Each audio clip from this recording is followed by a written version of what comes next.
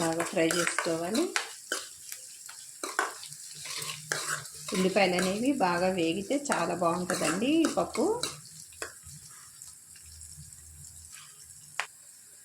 2 ఎండుమిర్చి తగ్గిల్లి వేసుకోవాలి.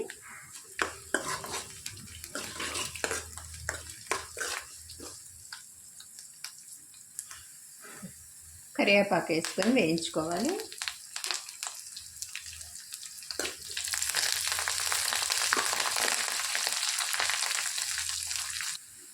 తాలింపు అనేది చక్కగా ఫ్రై అయిందండి. ఇప్పుడు ఇంగు వేసుకోవాలి కొద్దిగా టేస్ట్ కోసం.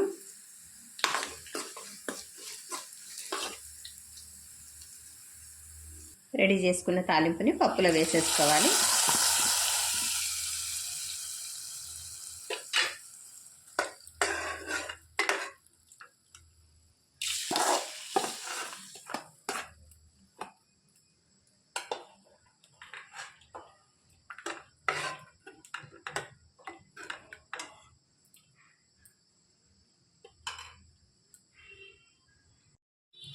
రెడీ అయిపోయిందండి. సులువుగా ఈజీగా టేస్టీగా బచ్చలాకు మామిడికాయ పప్పు అండి. ఎంత సింపుల్గా తయారు చేసుకోవచ్చు, చాలా టేస్ట్ ఉండిద్దండి. మీరు ఒకసారి ట్రై చేసి చూడండి, ఎలా వచ్చిందో కామెంట్ చేయండి. మరిన్ని టేస్టీ రెసిపీస్ కోసం అంజు రుచుల ఛానల్ని సబ్స్క్రైబ్ చేసుకోవటం మర్చిపోవద్దండి. Thanks for watching. బాయ్ అండి.